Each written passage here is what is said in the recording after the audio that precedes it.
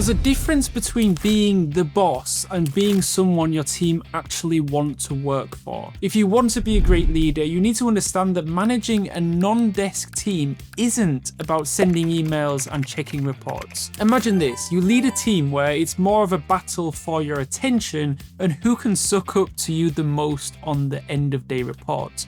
Or maybe you're managing a team where the problem is you. There are things I know a lot of you can relate to, so I'll be showing you the right way to lead a non-desk team efficiently. The fastest way to lose control of your team is to manage from a distance. So you can't just sit in an office, send out instructions, and expect everything to run smoothly. If your team never sees you, they are less likely to respect you. And if they don't respect you, they won't listen to you. That's how mistakes pile up and problems start getting covered up instead of solved. So in order to set things straight, start with being present. And being present doesn't mean necessarily standing around watching like a foreman every time. It means engaging. It means spending time on the ground. It means walking the factory floor. Actually trying to learn how the process goes so you can relate with your workers. And when your team sees that you actually understand their challenges due to the fact that you're present, they'll appreciate it a lot more. Being present is not the end of it though. Understand that even if you are the manager, there are some things that you're not a master of, and that's why you hired the people that you hired. Waltzing in the workplace where they have more knowledge than you and starting to tell them what to do is the best and fastest way to make them lose your trust, right? Nobody likes telling them what to do, especially when they know what they're doing. So what you should do, or what is better to do, is respect that skill gap between you and your workers and start learning from them. Study the process of their work by immersing yourself in it. And this way of engaging with your employees makes them think that you're someone who wants to understand their work more, so you can see eye to eye on future conversations about it. At the same time, you need to set boundaries. Being present doesn't necessarily mean constantly looking over their shoulders. If that was the case, everyone would just be working for your approval and not really doing the work. Effective, but inefficient in the long run, to say the least.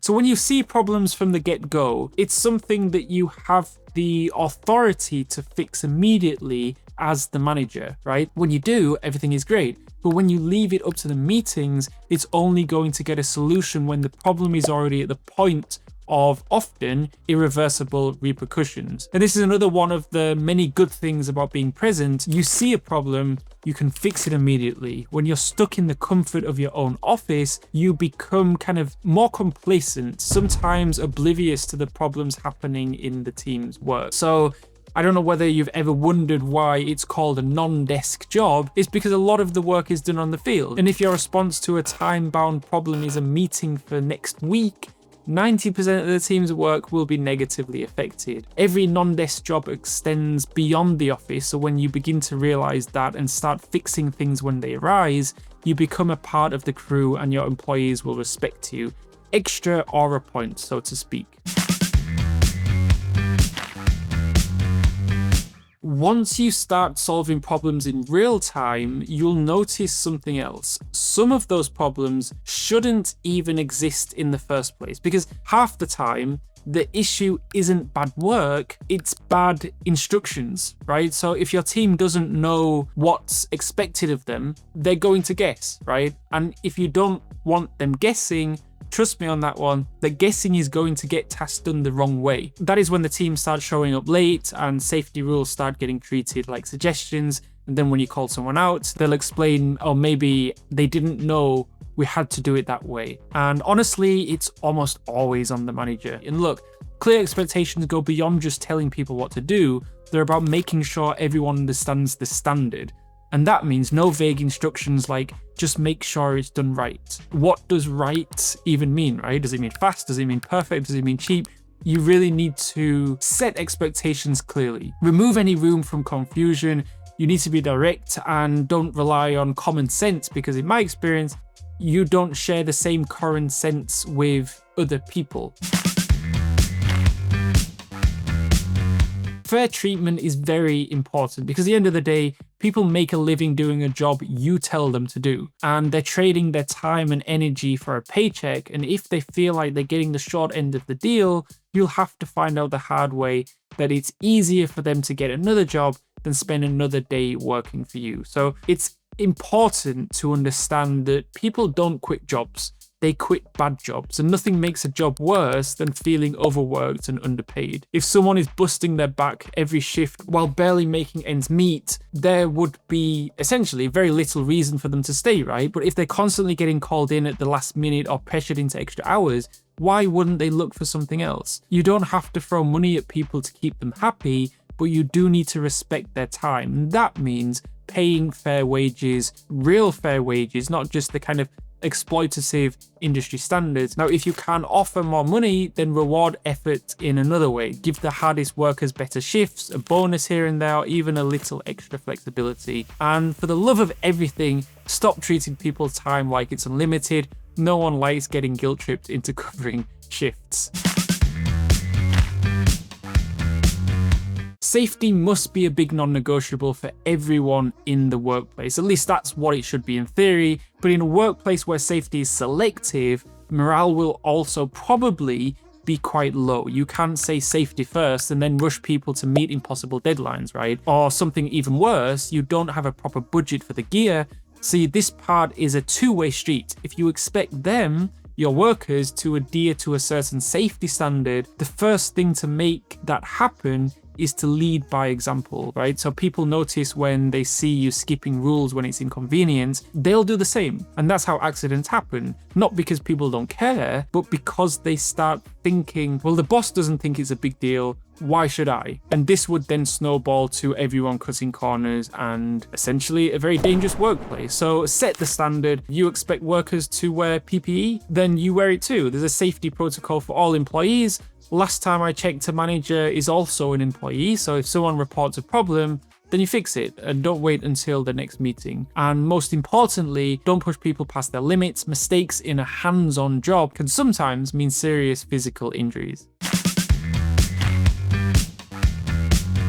Now, everything I just said will be thrown out of the window if people aren't actually doing their jobs properly. Keyword, properly. Okay, so let's put this in a situation. You unfortunately made the mistake of having to cut corners because you found a task inconvenient to spend more than 10 minutes on, right? Your worker saw it and started to find a lazier way to do that job. Now you don't make that mistake and you've already fixed that problem of yours already, but that same worker found it reasonable to do something below satisfactory level because it doesn't burn them out. And then that slacking off becomes a habit and it will keep happening unless you do something about it.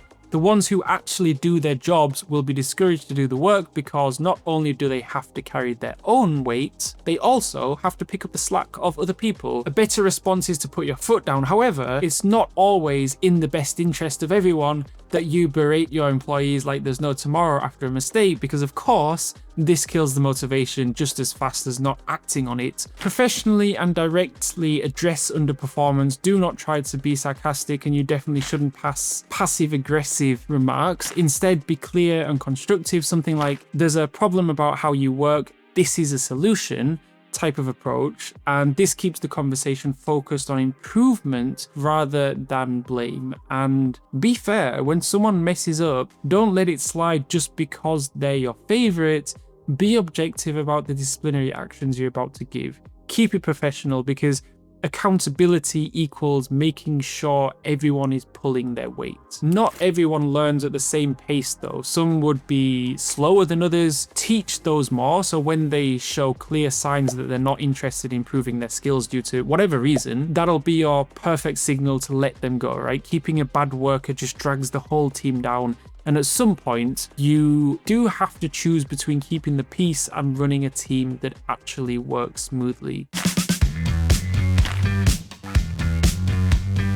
You're the manager, you can tell your team to do things, yes, but it comes at a price of them leaving if you keep bombarding them with tasks beyond their pay grade and just kind of micromanaging them. And in a physically demanding job, something better could just mean a place that actually respects their time and effort. You can, of course, recognize people who consistently go above and beyond without having to be told by giving them more lenient hours or small bonuses or just something intrinsic, just to let them know that their hard work doesn't go unnoticed. Listening is just as important as leading. You don't just hire other sets of employees when your best workers leave you.